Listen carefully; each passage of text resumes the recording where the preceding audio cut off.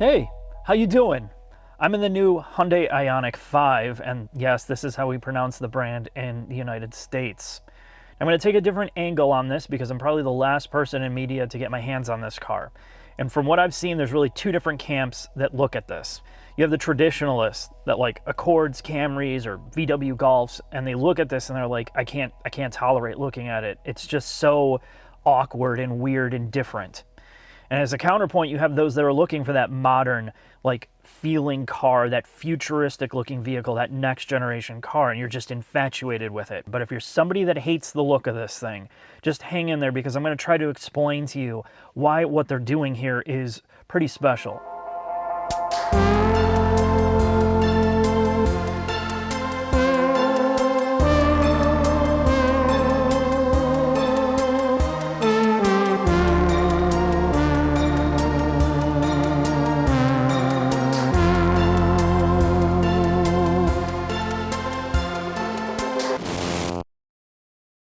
Now, before I talk about the interior and exterior of this car, I need to talk about some of my history with this brand, and I'm going to be as transparent as possible because I think that's what people really want.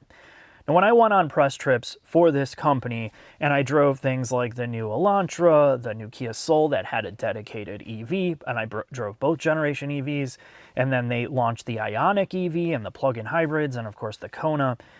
There was just something about these products that rubbed me the wrong way. As much as I like them, it seemed like they weren't all that serious about making them. The availability was poor, and on top of that, some of the reps that I talked to, which are no longer in the company, essentially told me they're there for compliance and regulation reasons. They weren't available in all 50 states. They were only available in a handful of states, and even getting them there was difficult. So it was just like they were afterthought products. First generation beta products, and I think to test some things out. And the worst part was they weren't dedicated EVs. They were just taking internal combustion cars that had gasoline engines and then just trying to pack a battery pack into it and an electric motor. And there were so many compromises to that. And you can see it just looking back at those, they haven't aged all that well. Now, coming to this car, and this is the first thing I asked my Kia rep with the EV6 and of course with the Ioniq, please tell me that the mentality is different. And from what they're telling me, yes, this is now a dedicated platform that is a 50-state vehicle. If you're in the United States, you can buy it in almost every state. Now, currently, it's not available in all states, and availability is extremely low, as is most cars. So I think the plan is to really roll this out full scale, but they are definitely limited by their production capacity, and this is something that Hyundai's had a problem with for quite a while. The demand outstrips some of the supply of their products, and they don't have the production capacity to expand out much more than they have. So where does that leave the Ioniq 5? Well, the Ioniq 5, from front to back, and without getting into every detail of this car, when you look at it, if you don't know anything or you're kind of turned off by this brand, you just spend 20-30 minutes looking at the attention to detail.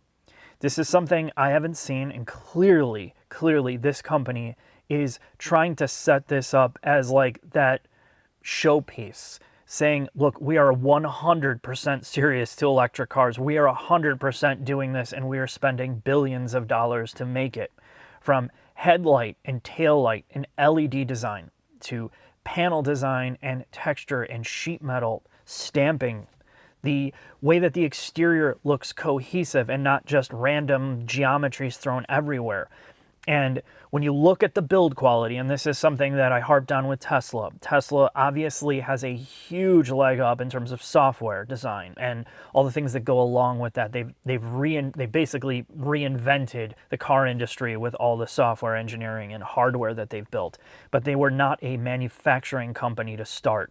And this is where Hyundai is got so much power in the industry in terms of robotics. They are one of the leading robotic and manufacturers in the world. And what you see here in terms of material choice, build quality, fit and finish, the way everything's screwed together, the way things don't look like they're parts bin or like 10-cent pieces everywhere. And that's the biggest wow factor that you have. Obviously, you have to like this style to be into it. But the exterior is definitely something new and fresh and amazing compared to some of the other products that they're doing right now. The interior space is basically an evolution of being able to rescale the entire body of the car. When you get rid of things like exhaust pipes, transmission tunnels, and you have a flat floor all the way across the car with essentially two subframes front and rear and electric motors in the front and the back that are really low to the ground, you are able to stretch the cabin. And by moving the wheelbase is much longer on this car. That means you have more interior room to work with, more design flexibility. So you're not locked in to like a lot of what the internal combustion cars are trapped into. So that's why this feels so different. It feels so airy. They have more manufacturing flexibility. So the interior designers and the designers are free to do more with more space. So let's get into the individual components. They have this threaded screen, which is obviously borrowed from some of the more premium brands. The difference here is most of it is functional and usable. The dual screens, you know, you could argue how it looks in terms of being cheap. Yes, this has a giant white bezel around the whole thing, which almost makes it look like a children's toy or a children's tablet that is ruggedized. And there's a waft of like generic cheapness here, but Hyundai and Kia's software, their infotainment team, is really good at making things very functional. They're very strong. While they might not have the huge screens and all the gimmicky features, most of their technology has always worked well, including the safety suite. Now, they have made some changes to like aesthetics, and of course, you can argue if it's functional or not depending on what your usage case is, but just subtle use of ambient lighting, subtle use of soft textures. Now there's other things they've done here, like getting rid of the Hyundai badge on the steering wheel. This offered them a unique opportunity to kind of work with branding. So they've kind of put these 4 dots here, which are reminiscent of many menu systems in smartphones.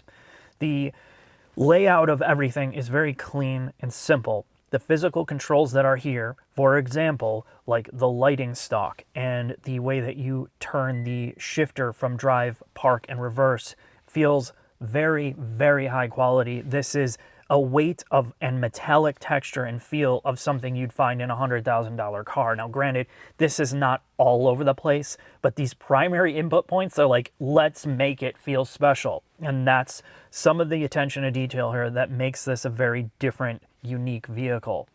Now, in terms of usability, they tried to go with this more bench seat approach. That's what it feels like, an older bench, but you have a center console here, which, you know, is a mixed bag. You have your cup holders like right here, your wireless charger's lower, which is probably a good place because it's out of reach. But then you did something with this lower console here that reminds me of like the iMev, the Mitsubishi iMev, where it's like this awkward place to put something you can't reach or get to and you struggle to get to it. But again, you know, every car has this mixed bag of design and elements like this that are, some things are functional, other things are not. The center stack area, if you can call it that, is kind of this floating dashboard design, and they've moved mostly to capacitive touch buttons for the HVAC and then relegated most of the other functions to the touch screen. There are physical buttons here for many of the functions like tuning, volume, and then of course your hard buttons for media and all that. So that's good, and you also have a shortcut button here. It's essentially what you see on every other Hyundai product. It's just cleaned up. I'm not a huge fan of the capacitive interface. I know why they did it, because it looks more modern, but functionality-wise, it's actually worse. Now, you can get this interior in black, and of course, this is this white, and depending on the trim level, it greatly varies how it looks, but this is the limited trim, so you're getting every single option here. Now, like I talked about before, with the entire EV design, you have a different interior feel, and the closest competitors to this, in my opinion, is the ID4 VW and, of course, the Mach-E, and they share similar traits with different approaches. To me, this is a much more cohesive cabin than the ID4, which is its closest competitor. It really makes that car irrelevant in a lot of cases, just in terms of pure functionality. This feels like a real car that's not just a bunch of gimmicks to say, hey, I'm an EV, and I sacrifice all the usability. Mostly the interior works. The thing is, like, what about comfort and all the other stuff? So the driver's seat feels pretty good. You can push it back really far, and that's kind of the point. This is like one of their features, like you can lay the seat back all the way and you have this ottoman thing. And this is good if you're stuck somewhere like on a level 2 charger where you have to sit there for hours on end. You can actually sit down and chill out. The cabin is very comfortable that way. The negative part about the driver's seat is it just, to me, if I was any taller, this seat does not go down far enough, honestly. I feel like it's very high up for me, and if you're taller, this might be a consideration. But comfort's good overall. The back seat space is very roomy as well. Of course, with the flat floor in the back, it does free up a lot of space. They call this an SUV in marketing. It's not an SUV. I mean, it just basically feels like a large hatchback. The storage space in the back with the seats up, obviously, it's compromised because of the sloping rear roof. It's almost like that SUV coupe thing that's been popularized. So because they angle it off instead of box it off for style and aerodynamics, you lose a lot of the rear storage with the hatch down. So you have to put the seats down if you have a lot of stuff. But really, most everything else in here is very Hyundai and Kia.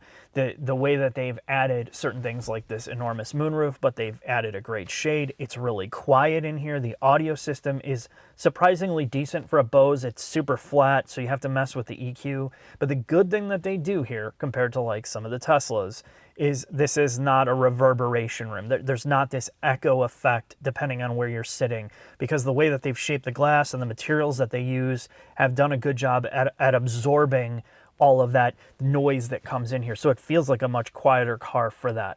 But let's get in the shop. I'm going to talk about the battery pack stuff and the electric motors.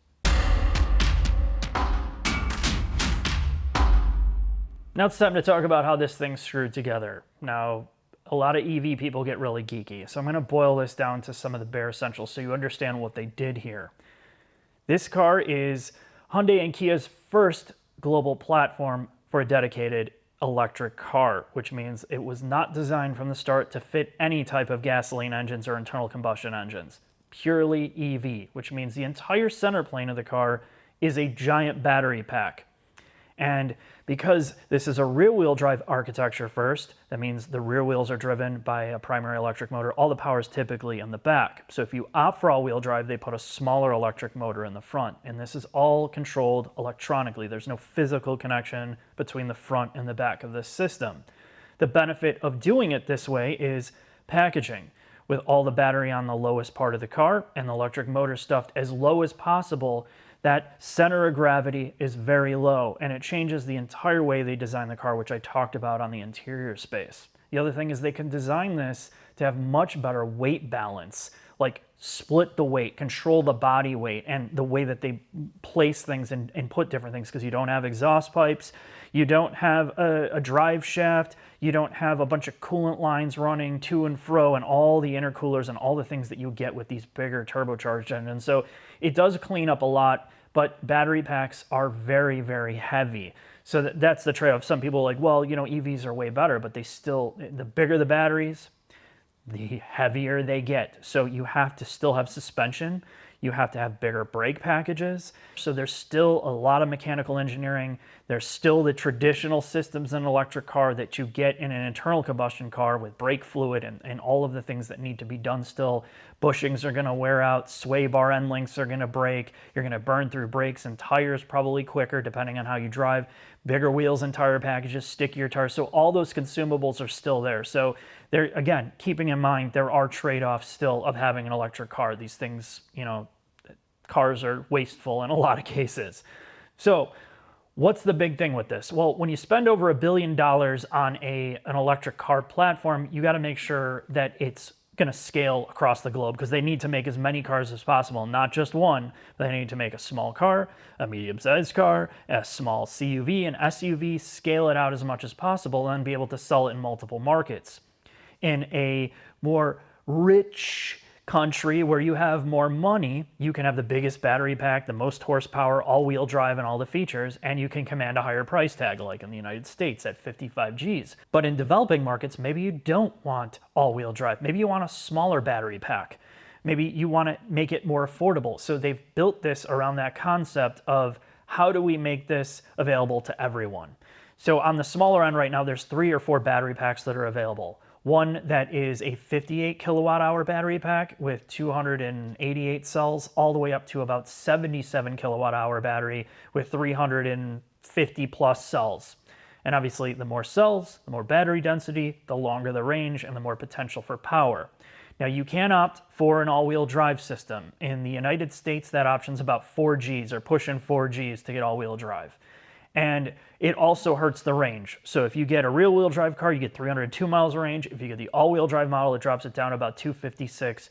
And these numbers are not 100% true because it depends on temperature, climate, how much you use your air conditioning unit, accessories, if it's too hot, if it's too cold, the state of charge. I mean, there's so many variables, and that's one of the big things about this car, or cars like this, in terms of EVs now.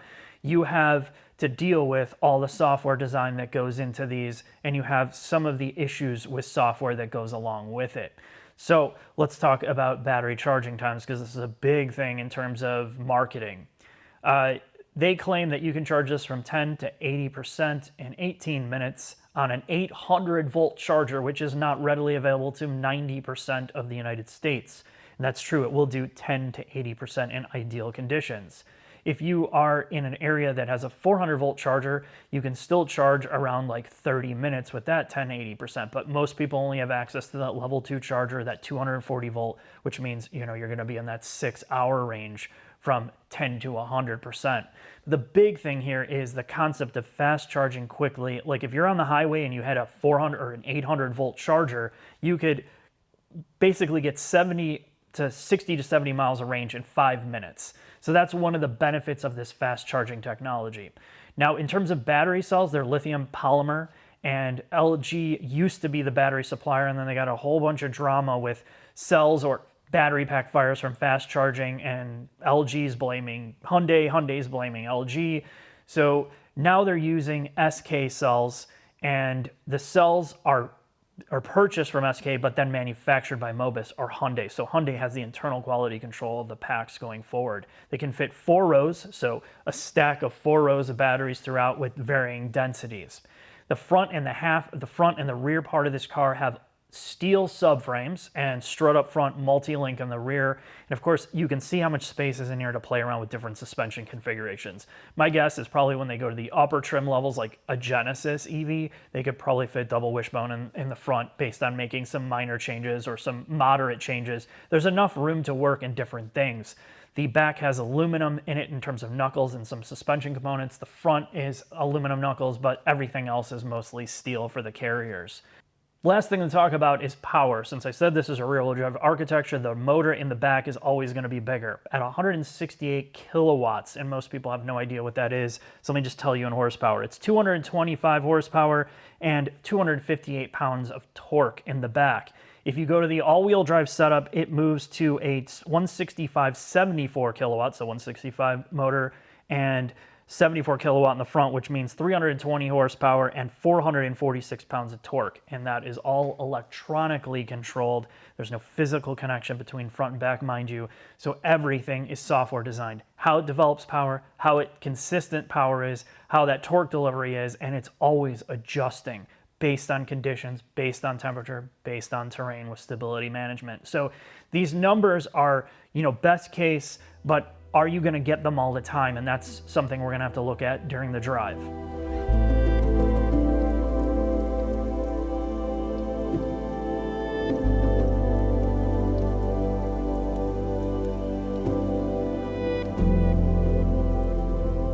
The Ioniq. We're in sport mode and traction stability off.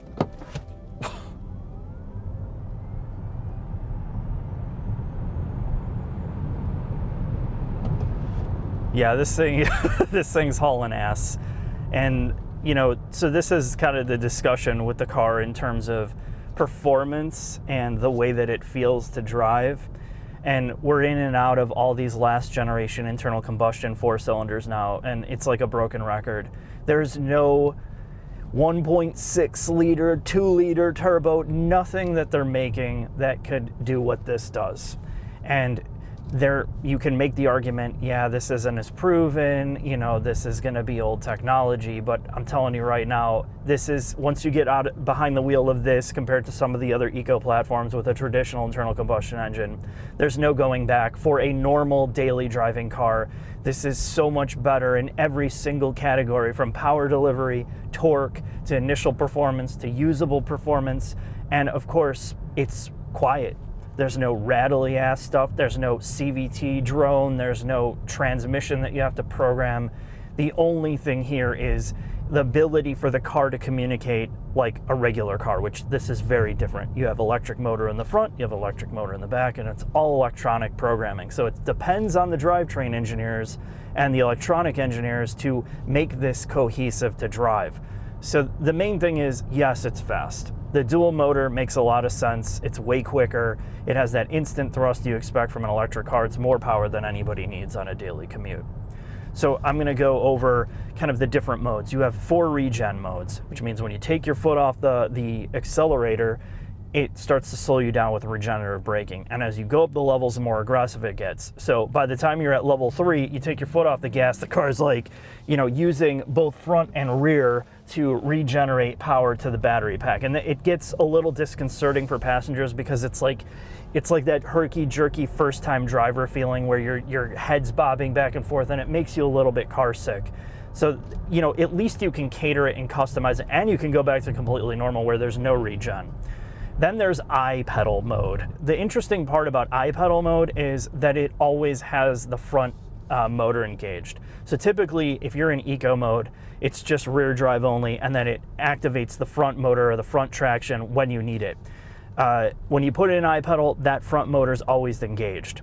The other thing that makes the front motor always engaged is when you go into sport mode and you go into traction stability off. So if I turn traction and stability off, it engages the front motor. It's like a 50-50 lock.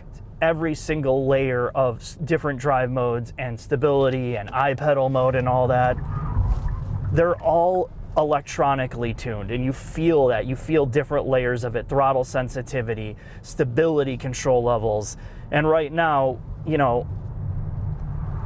traction and stability is off, mostly because I found that when you leave it on, this car is hyper overreactive, much like all the other Hyundais and Kias. If you're driving with stability on, as soon as you get any traction loss or any turning and accelerating, it's like cutting the power. And it just feels completely safe, but it feels very, very unnatural. So if you're somebody that really likes to drive, you're gonna have to turn all the stability and traction off. In terms of other areas of performance, this rides, to me, it's better handling than the ID4. The ID4 is really, really soft. There's more of a disconnect from the front and the back of that car, where this feels way more solid, way more connected in terms of driving, and the front and the back don't feel as disconnected, namely in turning, and it's partly because the suspension is a little bit firmer than the ID4, and it's not in a bad way. This thing rides great over all pavement. It's super quiet. It feels more like a luxury car, and I can only imagine when they get this platform used in a Genesis how refined it's going to be. But this is an amazing driving experience. Compared to the lower end Mach-E, the same thing holds true. This feels like a way more connected drive. It's less floaty, less disconnected. So in terms of what's the best lower level EV, I would say this is my favorite one I've driven so far, and I think a lot of people are really going to appreciate the way that they've made this feel like a real car with the specialness of that futuristic style, and then all the electronics seem to work pretty well. But I'm going to do more testing on this in the future as I get maybe a rear-wheel drive only version and, of course, the EV6. So let's head into the final thoughts.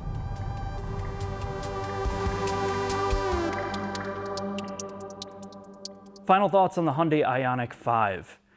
Now, I just went back and recently watched some of my previous electric car videos, and even going back to 2015 when I did the Kia Soul EV, that was the best-in-class range for the price at the time at 90 miles. Now, granted, that's been pushing 6-7 years at this point, but it just goes to show you nobody in their right mind would go back and buy that car unless you need it as a golf cart or a runaround for a grocery store parking lot. And that makes me wonder about this generation EV. Now, this is way different. This is definitely a quantum leap in terms of engineering and design, and it shows on every aspect of this car, from interior to exterior. This is a car that you would buy, or lease. I would probably lease it if you could over buying it at this point and see how it goes for the next 3 years. Because if you have all-wheel drive, you're getting a 250-mile range. If you're getting rear-wheel drive, which in good climates, that's perfectly fine. That 300-mile range, if you have chargers around you, is completely ample to do 99% of your stuff aside from road trips. And, you know, that's just more of a United States problem, really, with infrastructure. So the good is it's super refined. It drives great. It's quiet. It's not too soft like the ID4. The handling is pretty good. And it feels well built. It doesn't feel like they shortcut every single corner of the car to get it out. So things feel screwed together. There's a level of solidness in certain parts. The assemblies feel good. The plastics don't feel cheap. The outside looks pretty good. The LED lighting looks really unique and novel. The negative part is some of the interior design, the ergonomics, going to touch for a lot of things, removing physical controls. Like, I struggled to see why this seat heater menu versus the climate control are separated. The gauge cluster, the instrument panel right in front of you, the screen's too big, so if you sit close to the steering wheel, the top right corners of the screen are cut off by the steering wheel where your hands are, which is where your charge information and your speedometer is. So it's little things like this that, you know, they're annoying, but the car is still great. Really, that's where I'm gonna leave it. Thanks for watching. I'll see you next video.